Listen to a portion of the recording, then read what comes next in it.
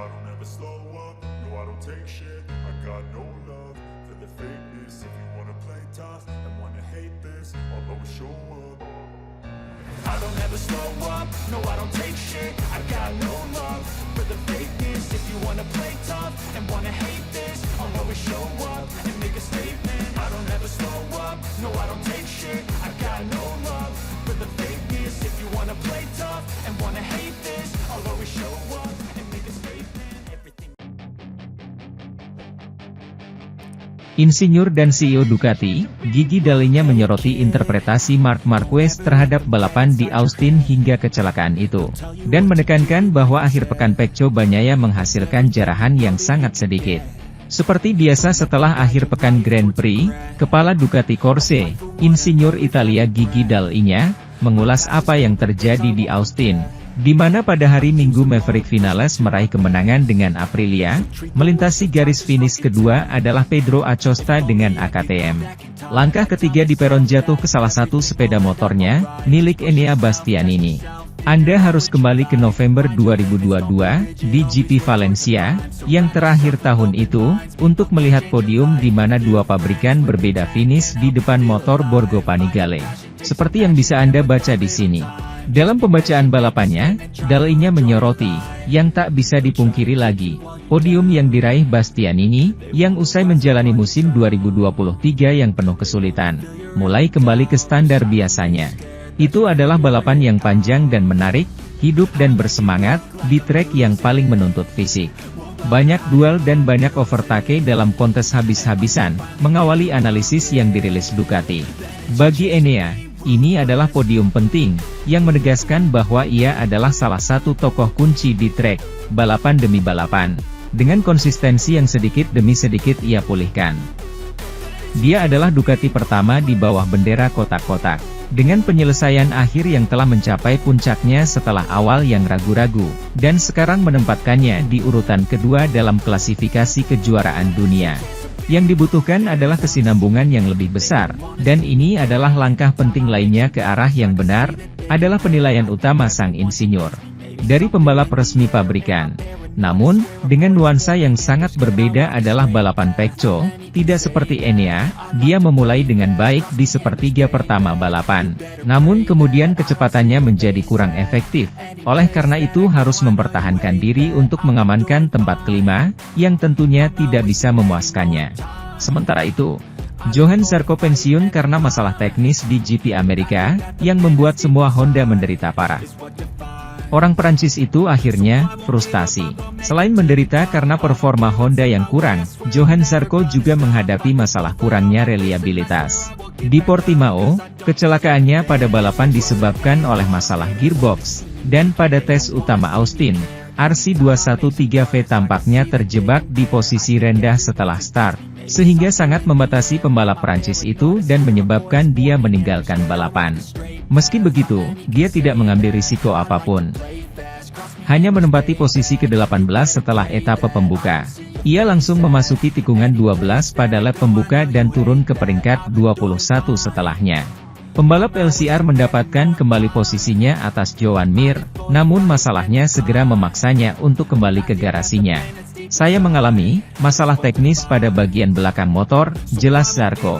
Tampaknya motornya tetap rendah, jadi mulai banyak bergetar sejak awal. Saya mencoba menahan sedikit, tapi setelah 3 atau 4 lap, ketika ban mulai turun, itu menjadi hampir berbahaya. Dan aku sudah berhenti.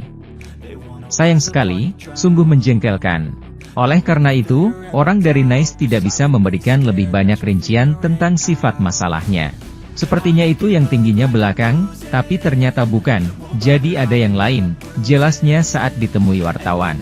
Di sirkuit di mana motornya tak terkalahkan untuk waktu yang lama berkat Marc Marquez, Honda mengalami akhir pekan yang buruk. Para pebalap dari rumah sayap emas secara teratur menempati posisi terakhir, dan dalam 2 balapan hanya Luca Marini yang bisa mencetak gol.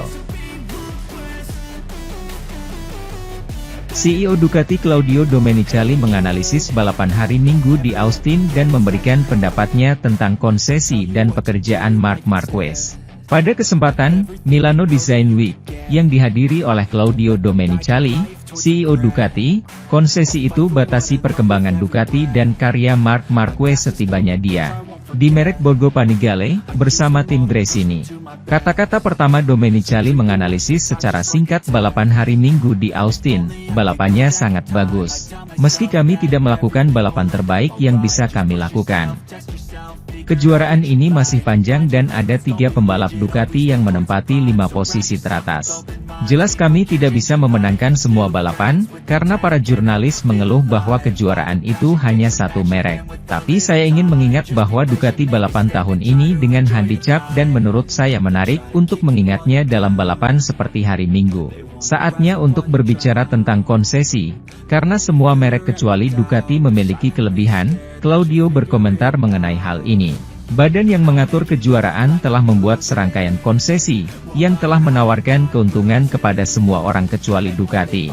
Memungkinkan rival kami untuk membuat wildcard di mana mereka dapat mengembangkan sepedanya.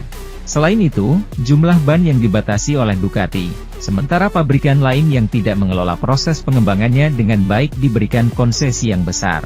Katakanlah kita berlari dengan membawa tas punggung di pundak, yang tentu saja tidak membuat kita berlari lebih cepat dari sebelumnya.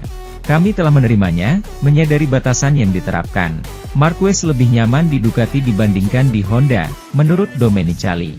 Terakhir, dia berbicara tentang Marc Marquez dan pekerjaannya bersama Ducati, menyoroti apa yang terjadi di Austin, menyoroti kerja bagus Marquez. Meskipun dia mengakhiri balapan karena terjatuh, Marc menunjukkan bahwa dia masih dibentuk atas dan membuat kesalahan. Sementara itu, Maverick Vinales hari Minggu ini menjadi pebalap pertama di era MotoGP yang menang dengan 3 merek berbeda. Memastikan bahwa adalah mimpi untuk menjadi bagian dari sejarah Aprilia. Sejak tahun 2003, ketika Loris Capirossi meraih kemenangan bersama Ducati dan berhasil menjadi pebalap keempat dalam sejarah yang meraih kemenangan dengan 3 merek berbeda. Tidak ada seorang pun di seluruh era MotoGP yang dimulai pada tahun 2002 yang berhasil meniru merek tersebut, begitu pula Maverick Vinales. Minggu, setelah kemenangannya di GP Amerika dengan setang Aprilia, menjadi pebalap kelima yang meraih kemenangan bersama 3 pabrikan. Sebelumnya ia melakukannya bersama Suzuki dan Yamaha, dan yang pertama melakukannya di periode MotoGP. Ini mimpi, seru Maverick saat diingatkan bahwa dirinya berhasil memasuki sejarah dengan meraih kemenangan tersebut. Sejujurnya, Anda tidak pernah melihat hal seperti ini, tapi ketika Anda melihatnya, itu membuat Anda merasa sangat istimewa karena tidak banyak pembalap yang bisa meraih nilai seperti ini, ujarnya tentang rekor barunya. Namun jika Vinales bergembira atas sesuatu hari Minggu ini di Austin, itu karena berhasil menang bersama Aprilia, di mana ia tiba pada Agustus 2021 setelah meninggalkan Yamaha dalam posisi buruk, yang memecatnya setelah sang pebalap sebelumnya mengundurkan diri dari tahun terakhirnya.